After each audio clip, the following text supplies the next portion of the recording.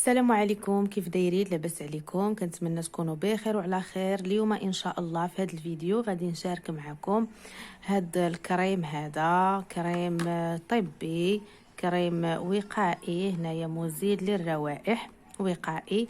هذا الكريم هذا شفت الناس بزاف اللي كيهضروا عليه سيغ يوتيوب، وقلت علاش لا ما نشريهش حتى انا ونجربه ونشوف اذا كان زوين ونشارك معكم هاد المعلومات هذه. وفعلا انايا هذه دابا شهرين وانا كنستعمل هذا الكريم هذا.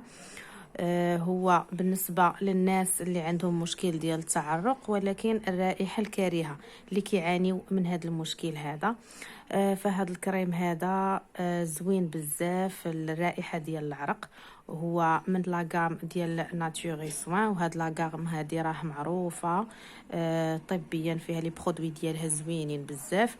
وفعلا لقيت بان هذا الكريم زوين، كيساعد على التعرق السليم وما كتبقاش ديك الرائحه الكريهه. الناس اللي كيكونوا كيعانيوا من هاد الرائحه ديال العرق كنعرفوهم كينظفوا باستمرار، ولكن كيكون عندهم هذا المشكل هذا بفعل بزاف ديال العوامل. منها يقدر يكونوا ما كيشربوش الماء بزاف، حتى هي كتعطي كيتعرضوا للروائح ديال العراق. ايضا اللي كيبقاو يستعملوا لي ديودورون بزاف كيبقاو يبدلوا لي ديودورون كل مره كيديروا ديودورون واحده اخرى. هذه حتى هي من العوامل اللي كتخلي الرائحه ديال العرق. بالنسبه لهذا الكريم هذا فهو كريم مزيل لروائح وقائي، والمفعول ديالو طويل الامد كما كتشوفوا هنايا، راه كيدوم 48 ساعه.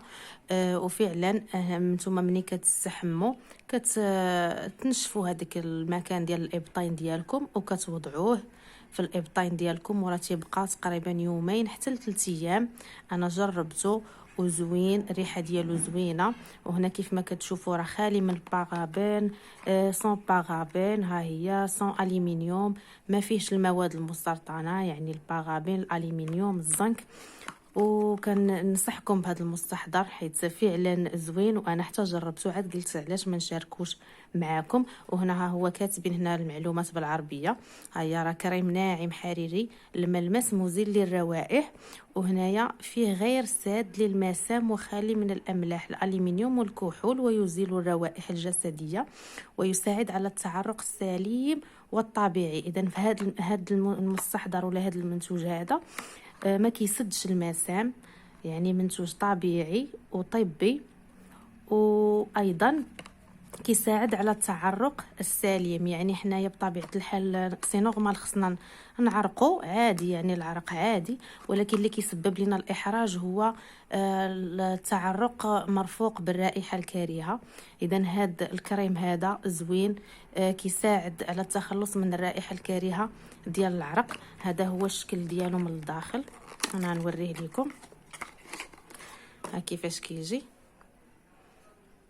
وهاد لاغام ديال ناتور ايسوا راه معروفه، وهنا راه حتى الاطباء راه كيخرجوا في لوردونونس. الا مشيتو سولتو في الصيدليات ولا في الباغا فارماسي، يعني شبه الصيدليه، كتسولوهم كيقول لكم بان الاطباء كيخرجوهم للناس اللي كيعانيوا من هذا المشكل هذا.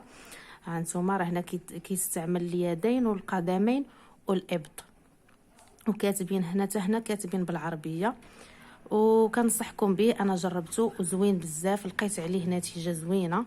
وها هو الملمس ديالو كيفاش كيجي من الداخل، يعني كديروه منين كتستحموا كتنشفوا البلاصه ديال الابط ديالكم مزيان، وعاد كديروه راه كيجي انفيزيبل، ودغيا كتشربوا البلاصه اللي كدهنوه فيها، راه ما كيبقاش.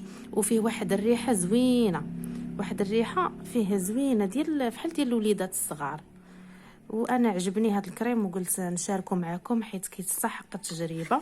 بالنسبه اللي غيسولوني على الثمن ديالو، فهو كيتباع في الفارماسيان يعني في الصيدليه ب45 درهم، ولكن في شبه الصيدليه يعني لي باغا فارماسي كناخذو ب30 درهم. دائما كناخذو انا ب30 درهم. مؤخرا يعني هذا اللي خديت اخر واحد لقيته تزاد فيه 3 ديال الدراهم، زادوا فيه 3 ديال الدراهم، يعني خديته ب 33 درهم.